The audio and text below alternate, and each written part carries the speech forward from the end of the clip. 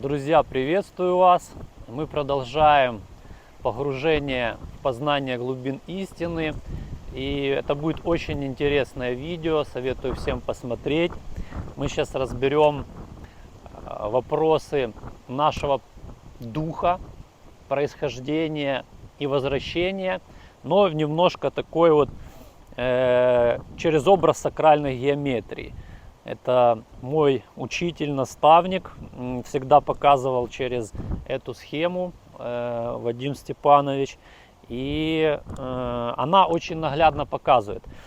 Это не иудейский символ, вернее, это иудейский символ, но вся символика, она, скажем так, не принадлежит какому-то конкретно народности или течению. Этот символ просто показывает принципы, некие строения человека, вы сейчас это увидите, и он не принадлежит какой-то конкретной религии и так далее. Ауробиндо, которым я часто вспоминаю, у него был такой же символ. Он показывает строение человека, это нисхождение духа в материю и восхождение материи к состоянию духа, то есть к состоянию божественному. Но это имеет символ.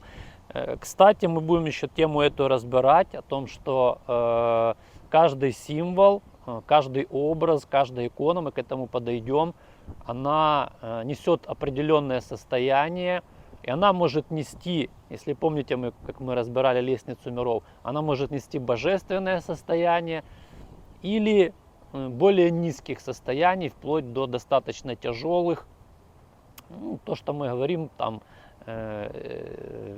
сил там, тьмы, скажем так, условной тьмы, которая временно, скажем так, выполняет эти обязанности. И по сути, посмотрите, вот эти вот наши точечки,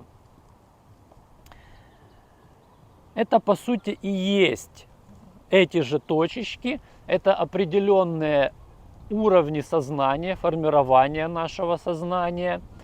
Это же есть в восточных направлениях наша чакральная система.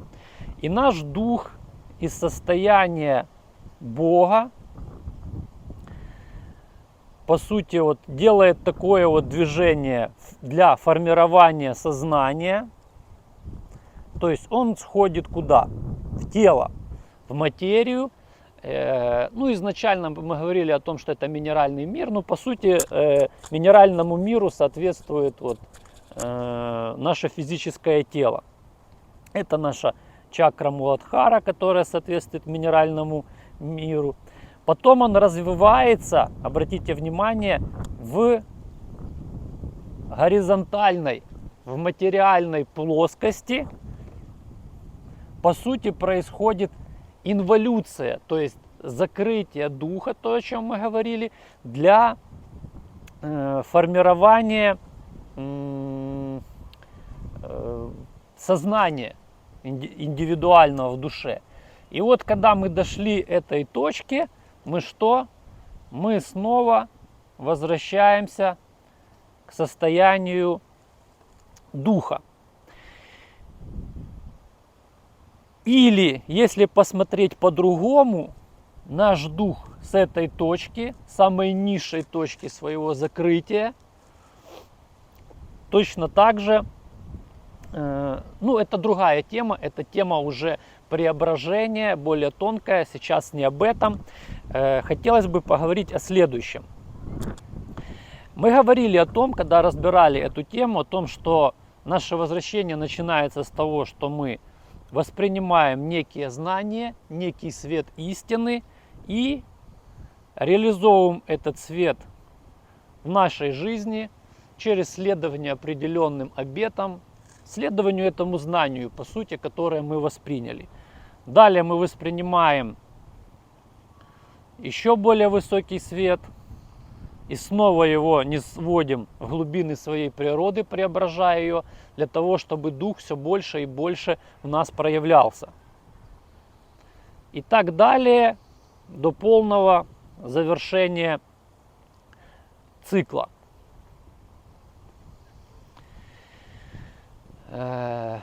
Физически это проявляется, вот то, что монахи называли состояние нисхождения благодати. То есть, что такое состояние нисхождения благодати? Это когда дух, божественная действенная сила, начинает в нас проникать, преобразовывать изначально нашу ментальную сферу. Обратите, вот божественное состояние, вот наша аджна. То есть, это точка, по сути, физиологического, скажем, нахождения нашего ума. То есть и наш ум, как был последняя оболочка, которая формировалась для индивидуализации человеческого сознания, он становится и первой как бы преградой для контакта с божественным. И вот наш ум, получив знания, начинает немножко отпускать свою категоричность, менять свои привычные установки и правила. Дух проникает дальше, дальше, дальше, пока не одухотворяется все существо и сознание не вспоминает полностью и не отождествляет себя состоянием божественным. Но это видео конкретно, это так, общая картина, я думаю, что вы поняли. Но это видео конкретно направлено на то, мы сейчас поговорим о нашем эго. Дело в том, что наше эго, оно было таким, скажем, необходимым грузиком, который был нужен, чтобы сформировалось наше индивидуальное сознание. Да? Мы говорили о том, потому что пока наше сознание было в тождестве с Богом, да, оно просто в нем растворялось, оно не понимало, что я есть нечто индивидуальное.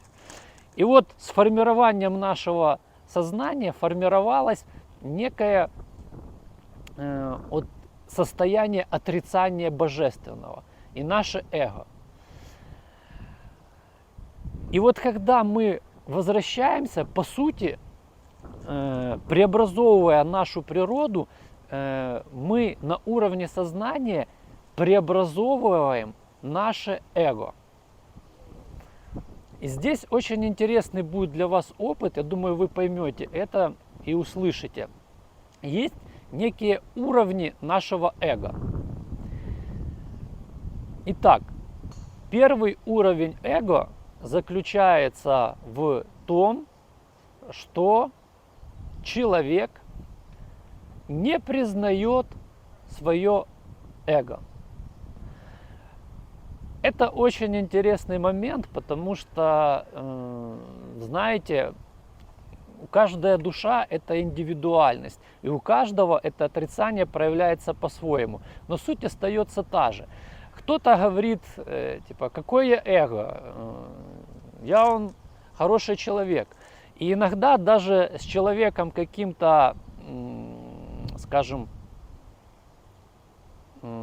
преступником или каким-то социально немного, скажем так, вот, потерявшим какую-то устойчивость, проще говорить на эту тему, чем с человеком достаточно таким вот по внешнему виду как бы хорошим.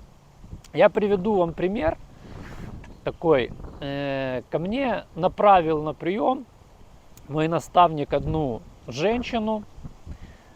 Это хорошая женщина, это хороший человек, более того, с глубоким потенциалом из прошлых жизней, то есть она уже имела некий опыт духовной жизни. И вот то, о чем мы говорили, когда мы говорили о пути души и пути духа. Но не дойдя до высшей точки духовной реализации, да, мы что, реинкарнируемся снова, все забываем несознательно. Ну, вернее, не то, что несознательно, а на более глубоких уровнях сознания она помнит, что нужно быть хорошей, представление, она помнит, что гребти все под себя, это уже как бы для нее не подходит, а ее направляют по факту того, говорят, что, ну, вы знаете, как бы все хорошо, но дух у вас не активный, то есть вы закрыты от Бога. И она приходит ко мне на прием и говорит, как у меня, говорит, дух неактивный. Как такое может быть? Я и говорю, ну, первая причина и, в принципе, основная, наша природа это уже как бы просто процесс, скажем так, ее преобразования требует времени. Но основная причина, почему, говорю, дух не закрывается, это наше эго. Она говорит, какое эго?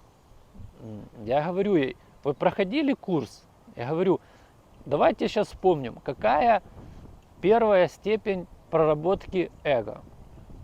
Она отвечает, я там специалист рейки, я участвую там в благотворительных организациях, я помогаю тем-то, тем-то, я там то, я это, типа. Она говорит, какое, говорит, у меня эго, о чем вы говорите? Я говорю, хорошо, что такое эго, мы проходили на первом курсе. Она говорит, эго это когда человек делает все для себя и все типа гребет себе, а не отдает, а я отдаю. Я говорю, вы плохо запомнили курс. Первая ступень эго – это отрицание эго. И она после этого так задумалась, притихла. То есть, вы понимаете, в чем тонкость? Для человека какого-то там преступника там и так далее, он, ну да, типа говорит, ну жизнь такая, не я такой, жизнь такая. Он говорит, ну да, какое у меня там божественное состояние. Я там пойду, там, говорит, хоть пожертвую на церковь, там половину того, что украл, там зачтется, как бы. И у него не такое утонченное состояние эго. А здесь человек хороший, он мастер рейки, он в благотворительных организациях. Но дух божественное состояние в нем не активно. То есть его деятельность, получается, вся вот эта хорошая, из прошлой памяти на основании ума. То есть ум движет. То есть не божественное начало движет, а ум. Вот в чем разница. Это очень тонко понимать. И только признав свой эгоизм, свою вот эту неразвитость, можно идти дальше, можно идти к дальнейшему состоянию духовного развития. Я напоминаю, мы эту тему тоже касались. Монахи, которые приходили к святости, они говорили, насколько я грешный, Господи, насколько я несовершенный. Почему? Потому что дух в них глубоко проникал, он освещал все их нутро, внутренняя сфера. Они видели все свои внутренние движения, свои потаенные, скажем так,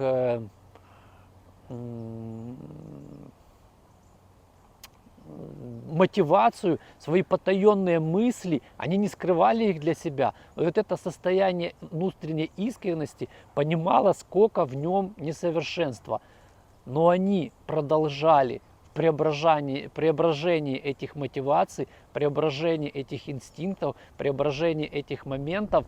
И плавно-заплавно свет это вытеснял, и они приходили к состоянию святости. Они начинали излучать это состояние, которое мы слышали и вы услышите на этом курсе, я вам обещаю.